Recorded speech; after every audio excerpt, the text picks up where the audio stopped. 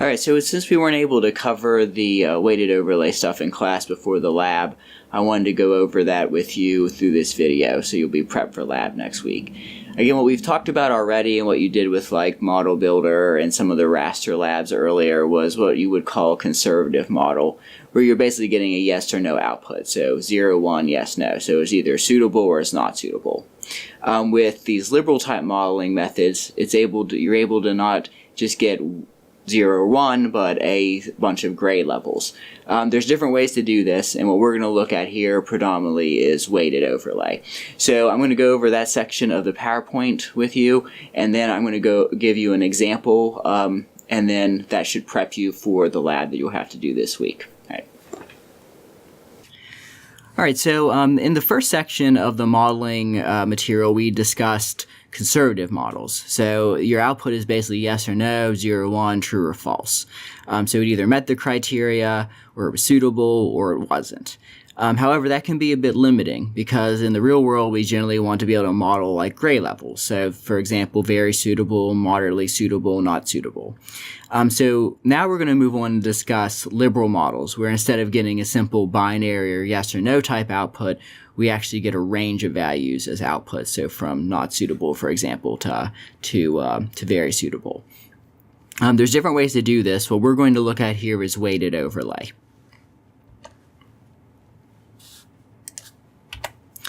All right, so here's the basic idea behind weighted overlay. So again, it's a liberal model. So instead of getting like a 0, 1 output, you're getting a range of values. Here's how it's calculated. So you have a series of spatial criteria, and you're going to score them so they're all on the same scale. So like 0 to 1, 0 to 100, 0 to 50, whatever. And then you're going to multiply each of those by a weight. Based on their relative importance. So you sum all those up and you get a score, which is basically just going to be a unitless index value. So the higher the number, the better, or the more suitable based on whatever it is that you're trying to model. So here's the process that you go through. So the first step is to define the overall problem or goal. So what are you ranking? What is the required result? This is a step that I think is commonly not taken seriously enough, or people don't really dive into before really getting into the nuts and bolts of the analysis. So, for example, if you were trying to make a model predict like animal habitat, what do you mean by suitable habitat? And what do you mean by habitat? Are you talking about breeding habitat, hunting ranges? So you have to very clearly define what it is that you're trying to model or predict, and then what the goal is. So how will it be used, for example? So once you've done that, and again, that's very important, you need to determine evaluation criteria. So what are the important factors in determining whether a site is suitable for habitat, for example? And those things have to be spatial because in the end, you're going to want to make a map output. Once you have the evaluation criteria, you have to find data that represent your criteria. And again, they have to be spatial data. So again, one thing you should consider is the quality of that data. So again, if you give the computer garbage, you're going to get garbage out. So you should try to get quality inputs to throw into these models. Once you have that data, then you need to define scoring within each of the criteria. So what values are good, what values are, say, moderate, what values are bad, and rescore that. And then all of those grids are going to need to be rescored on the same range so that they are directly comparable. So again, like 0 to 1, 0 to 10, 0 to 100, 0 to 50, whatever. So once you've determined your scores, then you'll have to determine the weights. It is possible that you could decide not to include weights, so everything is equally weighted, but most of the time we're going to want to include some type of weights. So that's the relative importance of these different variables. So once you have your input data, you've rescaled it or scored it, you have the weights, you can use simple tools like Raster Calculator to combine those things to create a final index score or suitability surface.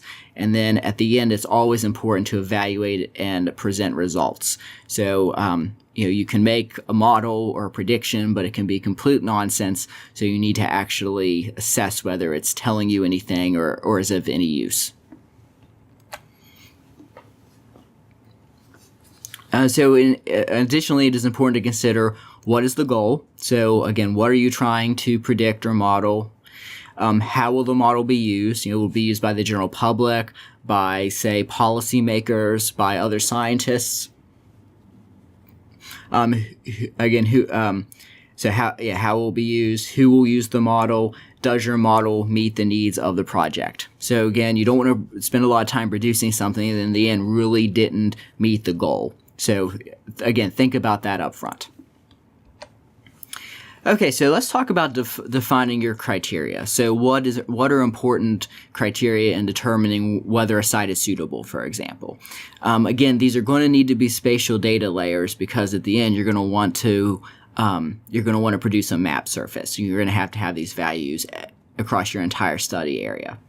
So here's some examples of some criteria that may be considered. So for example, land cover and land use. You could get this from like the National Land Cover data set. Landscape patterns, so things like forest fragmentation and perforation or edging. Land ownership, so private versus public land, federal versus state land. You also may be interested in like zoning, using like cadastral parcels. Human infrastructure, so man-made structures, density of man-made structures. Roads, types of roads, distance from roads.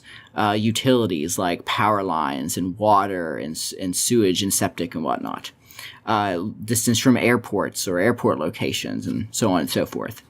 If you're interested in finding the distance from a certain feature, that can generally be done using Euclidean distance surfaces.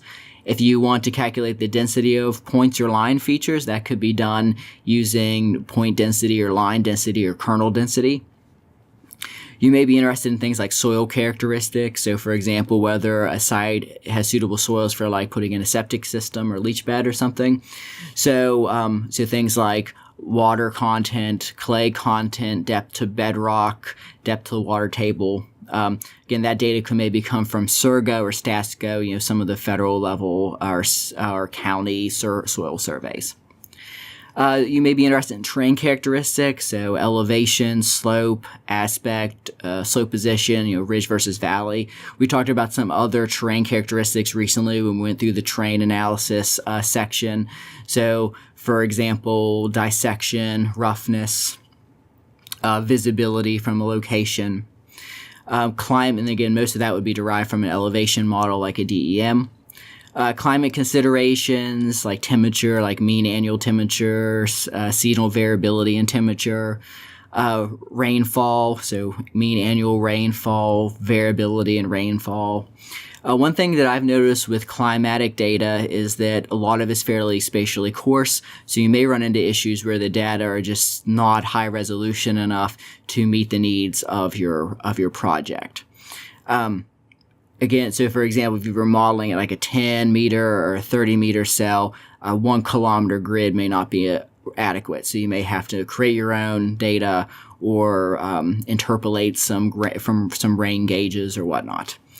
Surface hydrology, you could get that from the National Hydrography data set, NHD, NHD plus.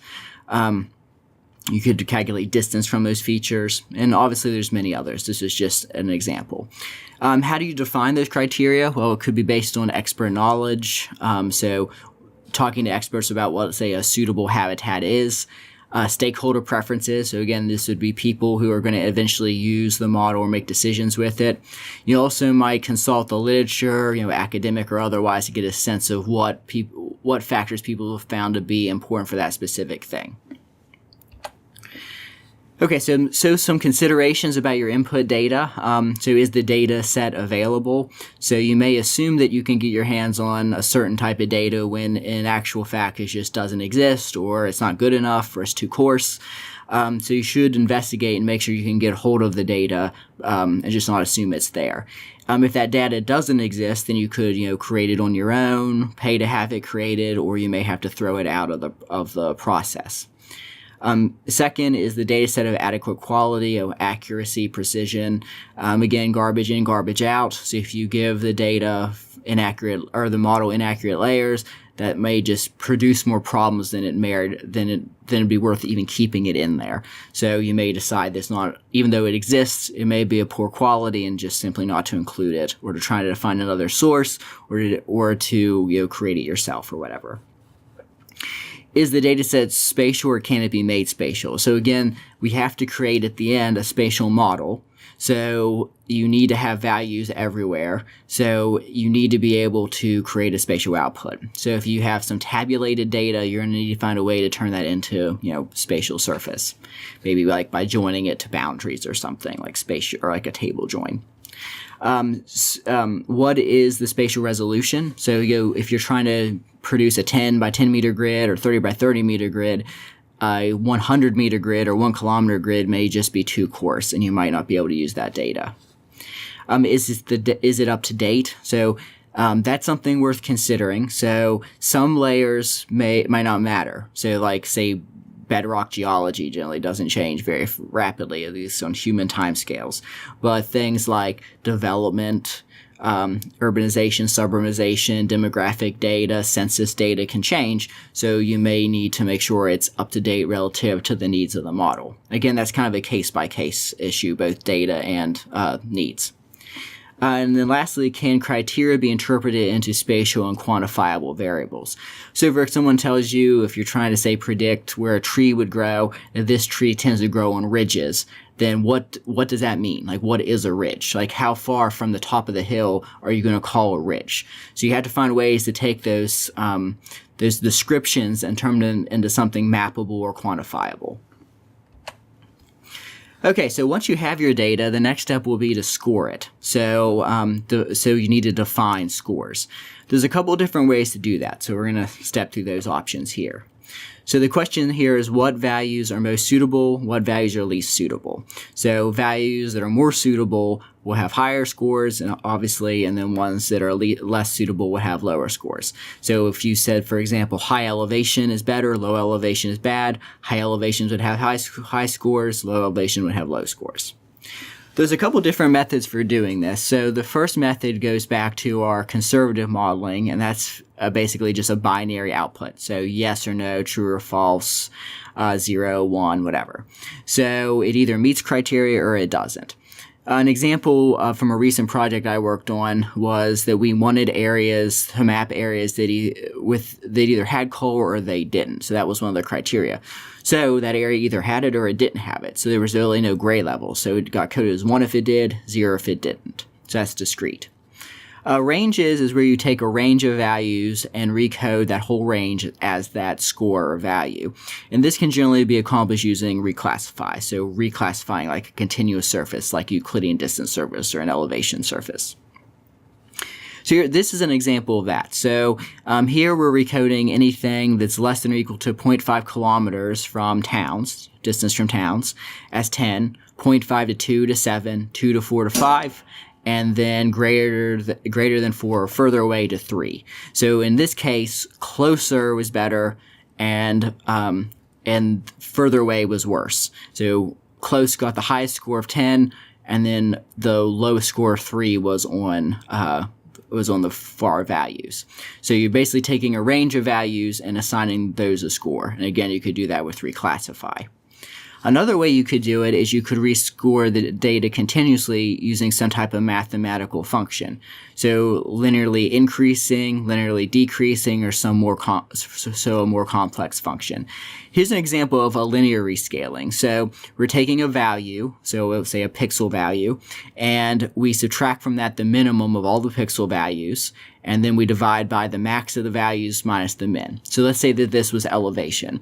So you would take an elevation measurement, subtract the lowest elevation measurement from the grid surface, divide by the range of elevation measurements in the grid surface. So if this were the max, you would have max minus min over max minus min, so it would give you a value of 1, the highest possible score. If this was min, then you would have min minus min or 0, so your output would be 0. So effectively, you're rescoring or rescaling the data linearly from 1 to 0. Any other value will be somewhere in between. So the higher the value, the closer to 1. The lower the value, the closer to 0. If you wanted to reverse that so that low values were scored high and high values were scored low, you could simply subtract this from 1. So 1 minus this equation. So that's more of a continuous rescaling mathematically. And again, we can do more complicated things than simply a linear rescaling. So you can use other mathematical functions. You could have like a center value that's its highest and it decreases in both directions away from it. So there's different ways to do that. All right, so here's another set of examples, and these are from Mike and Jackie Strager from the Davis College here at WVU. So there's another example of discrete. So here we have bedrock geology. So we're simply converting that into a binary or discrete score. So it either is coal or it isn't, right? So coal in red, so 1, not coal in gray, 0. This is an example of something continuous. So here we have a road surface. We've converted that into a distance from roads using Euclidean distance. And now we're applying a function to it. In this case, this value looks like it's around, 1,200 meters or so. Is scored the highest. And if it's lower than that, it decreases. And if it's higher than that, it decreases. So we rescale or score the data relative to that function. So this would be the highest of 1, and it would decrease to 0 away from that value. So again, a continuous rescaling. One final note here is it is important that all criteria are scored on the same scale. The reason is that you want to compare apples and apples, right? So they all should be scaled 0 to 1, 0 to 10, 0 to 50, 0 to 100, whatever, so that it's a consistent comparison. If you needed to rescale them, so for example, if we go back to this was going to give you a 0 to 1 output. If you wanted it to be a 0 to 10 or a 0 to 50, you could simply multiply by, say, 10 to get it to a 0 to 10 scale. Okay, so once you have rescaled everything and you have your scored grids, the next step is to determine your weights. So how do you do that? So the real question here is what values are most important. What variables are most important. So of your criteria, which are most important. So this is generally based on your best judgment as an expert, expert knowledge, so consulting other experts, looking at literature, academic or otherwise, or talking with stakeholders. You can even give surveys to gather stakeholders' preferences or their opinions about the weights. So again, this is actually not easy to do. It's one of the kind of weaknesses of weighted overlay is you've got to be able to do this and you've got to be able to justify it. So we do the best that we can. As a note here, there are statistical methods that you can use to determine whether, say, 2 stakeholders or multiple stakeholders have the same criteria, judge the same criteria to be of similar importance or weights. So there's statistical ways to do that. That's a little outside of the scope of what we're going to do here, but I just wanted to note that there are ways to do that. So you can say, well, these people are valuing things of roughly equal importance. These people are not valuing things of equal importance. Okay, so once you have your data, you've rescored it, and you've determined your weights, you're ready to make the model. There's different ways to do this. One way to do it is simply by using Raster Calculator. So here we're obtaining a score by basically taking the criteria score, so the rescored grid, and multiplying it by its associated weight.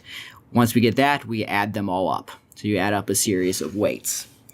And then that'll give you back an overall, scores times weights. And then you're going to add all those up, and then you're going to get an overall score. Again, it's going to be a unitless index value, where the larger the better. If you get a weird set of numbers, so for example, like 1 to 172, and you want to be scored as something, more normal, like 0 to 100, then you can rescale the data, if you want. Okay, another option is to actually use the weighted overlay tool that's built into ArcGIS. So here's how that works. So you basically have to give it the criteria that have already been rescored, and then you give it the relative weights as percentages. And those weights should sum to 100. And then once you've done that, you can specify a rescaling. So for example, here it's 1 to 10. So your output will be a 1 to 10 surface. So for example, in this output, we're setting this rescored elevation to 70, ELU, which is landforms, to 15, and land cover to 15. So effectively, the elevation is most important. the ELUs and the land cover are least important. But note here they do sum to 100, as you can see here. And then again, the output will be rescaled from 1 to 10. So that's another way to do it in ArcGIS. You can implement this weighted overlay tool to perform the final calculation. Okay, here's an example for a specific location. Again, this is an example from Mike and Jackie Strager here in the Davis College, West Virginia University. So here's 3 criteria. So distance to nearest interstate, distance to nearest airport, population in the community. Okay, so here's the scores. So if it's within a mile, it's scored at 10, within 5 it's scored at 5, and within 10 it's scored at 1. So in short, closer to interstates is better. Here we have distance to nearest airport. Again, within 10 is scored to 10, within 50 is 5, within 100 is 1. So closer to airports is better. And then lastly, we have population. So greater population in the community. If it's greater than 10,000 people, it's 10. If it's 5,000 to 9,999, it's 5. And if it's less than 5,000, it's 1. So higher population is better. So in summary, the way this model is defined, everything scored from 0 to 10. So you can see that they're on consistent scales. And close to interstates is best, close to airports is best, and then higher population is best. These are the weights for each of the 3 criteria. So 10 for distance to interstates, 15 for airports, 5 for community, population in the community. So distance to airports is most important, then the interstates, then the population in the community. Okay, so we have our weights and we have our scores. So the highlighted reds here is just the theoretical location. So this location was within 5 miles, so it was scored at 5. Within 10 miles for airports, scored at 10, and a lower population. So less than 5,000, scored at 1. So how do we get the score at the site? Well, we take the score, multiply by the weight. So 5 times 10, 50. 10 times 15, 150. 1 times 5, 5. So that's for each of the criteria. So the score times the weight, and then we add them together, as you can see here. So criteria 1, weight 1, criteria 2, weight 2, criteria 3, weight 3. So we have 50, and then 150, and then 5, and that sums to 205. So again, that's going to be a unitless number. The larger the number, the better. Okay, so then once you actually have created a model, it is important to validate your model. So how do you know if your model makes any sense? So first off, it's not always easy to do a quantitative or statistical analysis of this. That generally implies that you have some like ground truth data, which isn't always possible. That's okay. If you can statistically or quantitatively evaluate your model, there are other ways to do it. So a simple example is just a visual assessment. So does the model look reasonable? Does it give you high values where you expect to have high values and low values where you would expect to have low values? You can also present it to experts, stakeholders, the general public, and get feedback. If you get feedback, solicit feedback, then you could try to incorporate some of that feedback and make iterations of the model. I found that most of the time these processes are iterative. So you make a model, you get some feedback, you change it a bit, say scoring, weights, add things in, whatever, run it again, get some additional feedback until people are happy. You should also try to make the sources of error known in the analysis. So why is there uncertainty in the model? The quality of the input data, the complexity of coming up with scores and weights. I think as scientists, again, it's very important for us to be open about the complexities and the analyses that we do. So that might go into a paper or a final report or a publication or a presentation or a poster or whatever. Okay, another thing you might be interested in doing is what we call sensitivity analysis. And sensitivity analysis is trying to determine how sensitive the model is or how much it varies based on criteria. So for example, how does your model change when varying the scores or weights used? If it changes a lot with scoring or weighting, then that would mean it's sensitive to it. So that would indicate that those are pretty important because they have a pretty big impact on the final model. How does your model change with changes in criteria? So if you switch out variables, add things in, remove things, does it actually have a dramatic impact? Again, if it does, then that would suggest it's sensitive to the feature space or the input criteria. Lastly, how does your model change with the data source? So maybe we used a LiDAR data set for the elevation data, but then we switch that out with like an older like National Elevation Data Set model. Does it actually make much of a difference in terms of the model output? We don't always do this, but that is a common type of analysis. So again, the question here is, how robust is the model to changes in scores and weights and criteria and sources of data? Okay, once you've created a model, you may also want to summarize it. I'm going to go this pretty quick because we've already discussed this, but I just wanted to make a point that it can be summarized. So for example, if you wanted, say, the mean suitability score, the range of suitability scores, or the median or whatever through a certain geographic extent, then you could summarize that data using something like zonal statistics. So you could calculate, again, the mean, range, min, max of the scores or values within a geographic extent, like a watershed or a county is pictured here, or a census block or whatever. Again, this is aggregating data. So you may have to think about things like the modifiable arrow unit problem and whatnot. So zonal statistics as table, those are good tools for that. Here's zonal statistics as table. Again, with zonal statistics, you get a raster output with zonal as for one measure like the mean. For zonal statistics, you can get multiple measures as a table output. And then if you wanted, you could join that back to, say, the county boundaries to display it spatially.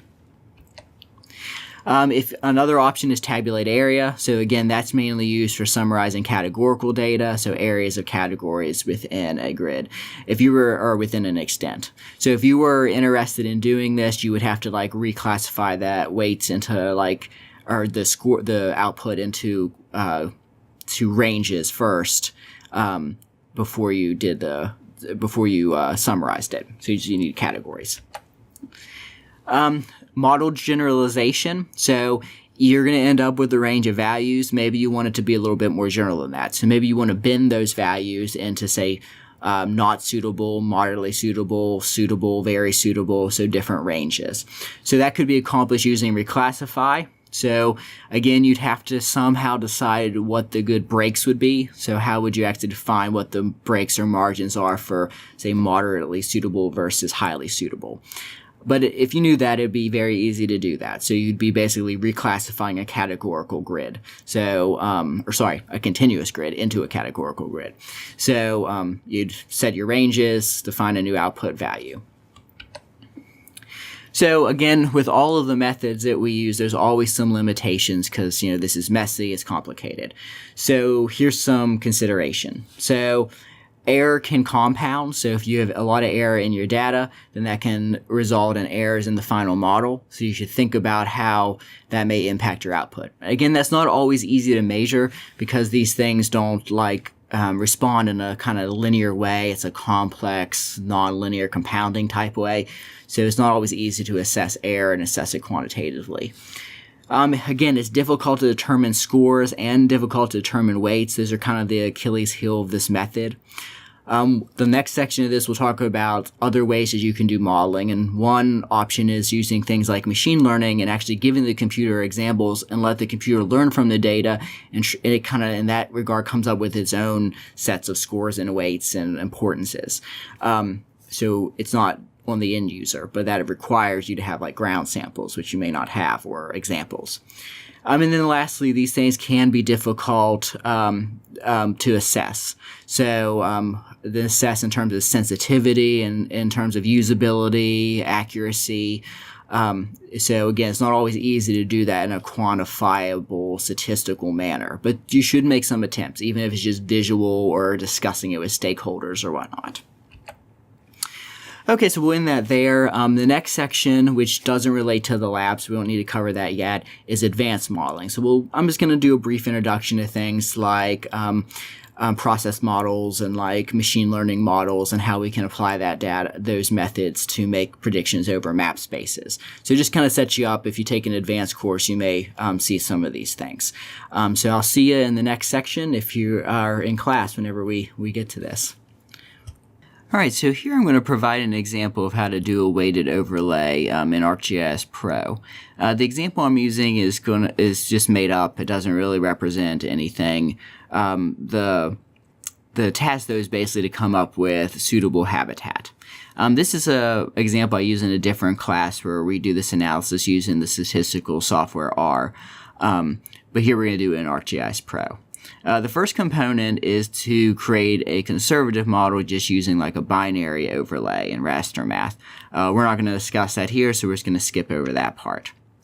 In the second part of this exercise, the students are asked to produce a liberal model using weighted overlay techniques.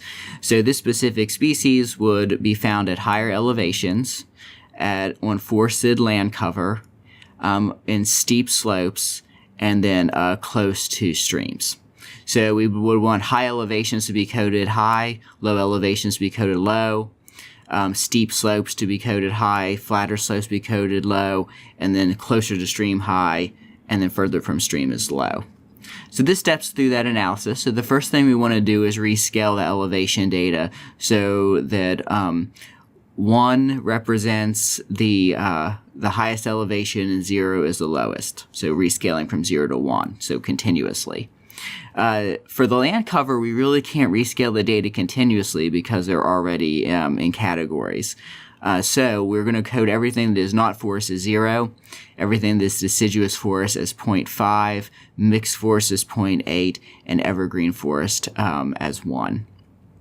Okay, and then for slope, it'll be similar to elevation. We're going to code high slopes to 1, low slopes to 0. For streams, it'll be the opposite. We want low values or locations near a stream to be 1, and then locations further from a stream to be 0. Okay, so we'll work through that in ArcGIS Pro. Then we'll need to actually apply the weights. So here, elevation will be weighted at 0.3, 0.2 for forest type, 0.2 for slope, and 0.3 for stream. So effectively elevation and streams are considered to be more important here than forest type or slope. Alright, so let's implement that in ArcGIS Pro. Okay, so here's our input data. So we have an elevation surface, streams represented as lines. We have a slope surface and also a land cover surface. Okay, so that's that. So now let's actually start producing some output. So the first thing we need to do is convert this streams layer into a raster, and specifically a distance raster, so we'll use Euclidean distance. Before we start, let's set some environment settings. So under the Analysis tab, if you go to Environments, you can specify some environments. So we'll leave the default database set, so we don't really need to change that. We'll change the extent to be the same as the elevation layer. We'll snap to the elevation layer, so the cells align. We'll have the elevation layer cell size be used, so 30 by 30, and we'll set a mask to the elevation layer. And as you can see, I'd already done this. So we basically want all of our output to cover the extent of the raster layer, or the elevation raster layer, and to be the grid cells to be snapped or aligned to it. So if we set those, if we apply those settings, then they should be honored in all of our tools. So we're going to open the toolbox and start actually producing some output. So the first thing we'll do is create a Euclidean distance surface to get distance from streams. Our input will be the streams layer. We can name the output. We'll just call this stream SC for our score. And then we don't need to change anything else. Note it already honored our cell size that we specified in the environments. So let's run that, and we should get an output. Okay, so there's our distance grid. Note that it is basically the same extent as the elevation surface because we specified that in the environments. So that's there. We can just go ahead and turn the streams off. We won't need those again. Okay, so next thing, let's look at elevation. So we want to create a scored surface where high elevations are the highest elevation is 1 and the lowest is 0. We can do that with some simple raster math in Raster Calculator. Okay, so here's Raster Calculator. Again, that's in the Spatial Analyst toolbox under Map Algebra and then Raster Calculator. Okay, so here's the syntax. So we're going to take the elevation and then we're going to subtract from that the minimum elevation. And how you do that is you just add a dot minimum to it. Note that this will not work if you don't have the statistics calculated. So it needs to be able to pull that information from the raster grid. Okay, and then we'll divide by the range, which is basically just the maximum minus the minimum. So again, we'll just add a maximum to the end there to get the maximum. And then we'll add a minimum to get the minimum. So hopefully the syntax makes sense. So for example, if the cell was the maximum value, you would have max minus min divided by max minus min, so it'd be 1. If it was the minimum, then you'd have minimum minus minimum, so 0 divided by anything is 0, so that would scale to 0. Okay, so let's set the name of that. So we'll just call this LE score to represent elevation score. And note that we don't have an X there, so hopefully our syntax should execute without an issue. So minimum, maximum, minimum, looks okay. So let's run it. Okay, so that ran. So now you can see we have a new layer. It's scaled from 1 to 0 now, and the high elevations are nearing 1, and the low elevations are close to 0. So that looks like that worked. Slope is actually the same, so we can hopefully just manipulate this equation to get our slope surface. So slope minus, and then we'll replace this with slope. Oops. I may not like that. Let's, there we go. So slope, and then we'll add in here a dot minimum.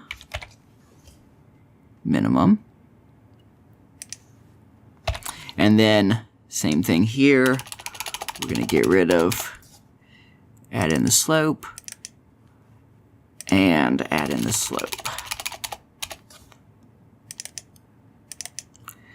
Okay, so taking the cell value for slope minus the minimum, divide by the range.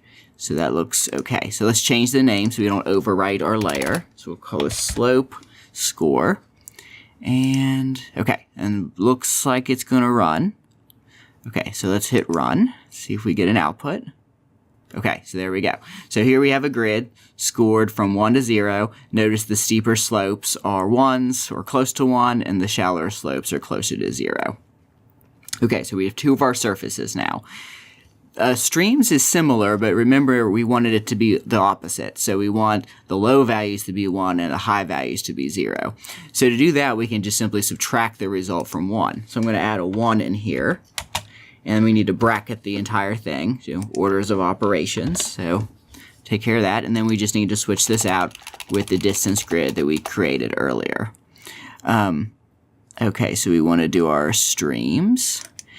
I guess that was not a great name in retrospect because that really wasn't the scored output. That was just the distance, but that's okay. It's nice to do, as a side note, to think about your naming conventions because the more layers you get, the more confusing it's going to be as you start doing analyses. Okay, so we are taking the stream distance value, subtracting from it the minimum, and then dividing by the range, max minus min. But again, because we want the inverse, we're going to subtract that from 1. So we'll call this stream score 2. Hopefully that's not too long. Looks okay. Okay, so stream score 2. So that'll be hopefully our final for the streams there. Okay, so there's our output. So if we turn the stream layers on, you can see that the areas close to streams were scored higher, and the further you get, the lower they were scored. And that's the result that we wanted. Okay, so those are our three scored grids that we're going to use this method to obtain. The next thing we need is the land cover. Now note, we can't do that continuously because it's already categorical. So we need to figure out a way to score that using a different method. There's a couple options. What I'm going to do here is make use of con functions inside of Raster Calculator. So I already kind of produced this, so I didn't have to type it all in. So I'm going to dump that. Yep, that's right. So we have our land cover grid. If it's equal to 41, which in this case means deciduous forest, then it'll get coded to 0.5. If it's 42, which is evergreen forest, then we want that to code actually to 1. So I have that backwards. So that'll be 1. And then lastly, if it is 43, then that's mixed forest. So we want to code that to 0.8. And then anything else will get coded to 0. So all the other not forests. So hopefully that works. So we have land cover, 41 goes to 0.5.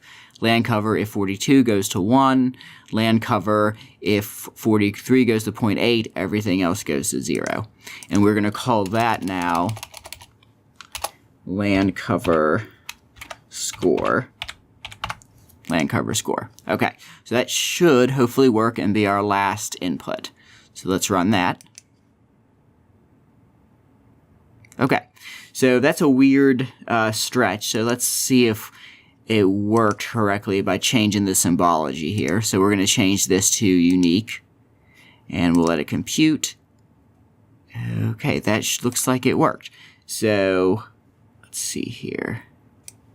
Actually, something looked odd there. 0, 0.5, and 0.8, and then 1. So something didn't work correctly. So let's go back and see if I made a mistake. 43 to 41 to 0.5. 0.5. Okay. And then 42 to 1. 43 to 0.8. And then everything else to 0. That looks correct to me, but something didn't work. We did get zeros. Let's open up the table here. Oh, it doesn't have an attribute table. Seems like something weird happened with this 0.8. Maybe we need to do it in order. So let's switch this to 43, and then 0.8, and then 42 to 1, and leave the 0 there. So let's try this again.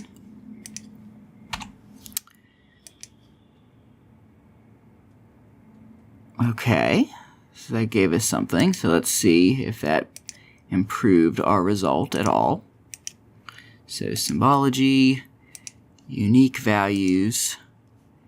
Let's get the unique values. Okay, that looks better. So now we have everything. Let's change this color scheme a bit. Okay, so 0, 0.8, and 1. Okay, so I made a mistake the first time. Apparently it matters what order you do this in. So we did our 0.5, and then our 0.8, and then our 1, and then to 0. Leave that in because I think seeing that mistake is actually kind of interesting. Okay, so here we go. So we have all of our scored grids now. I'm going to remove this one since it was a mistake. So there's our output. So now we actually can produce our final model. So let's set that up. Okay, so I'm just going to go back into this so the new grids are there. Remember our codes. So elevation 0.3, forest 0.2, slope 0.2, distance from streams 0.3. So hopefully we can remember that and we'll have to go back to it. So let's set that up. So we're going to do elevation score times 0.3 plus, then we'll do the next one. I already forgot, so forest type. So we want to do our land cover grid times 0.2. And then the next should be slope at 0.2. So slope score times 0.2. And then lastly, we'll have our distance from streams. And that will be at 0.3 weight. Oops. Distance from streams times 0.3. Okay, so we got elevation score times 0.3 plus land cover score times 0.2 plus slope score times 0.2 plus stream score times 0.3. Okay, and then we'll just call that WO model, weighted overlay model. Okay, so that should write out. All right, so let's run that and see what happens. Okay, so there's our output. So if we look at this, this is just a range of values. So they range from 0.17 up to 0.9 roughly. So in this case, the areas that are whiter would be better habitat based on our criteria, and then the darker areas would be poor habitat or not appropriate. So that's a final kind of continuous output. Note that this is an index, so these numbers don't have any like physical units associated with them. If you wanted, you could rescale that to like 0 to 1 or 0 to 50 or 0 to 100 using like Raster Calculator methods similar to what we were doing here. You could also reclassify it into bins, so have like a very suitable, moderately suitable, least suitable, not suitable bins, for example. And then that data could be summarized or mapped, used in some additional analyses. Okay, so that's one way to do a weighted overlay in ArcGIS Pro. So I hope you found this useful.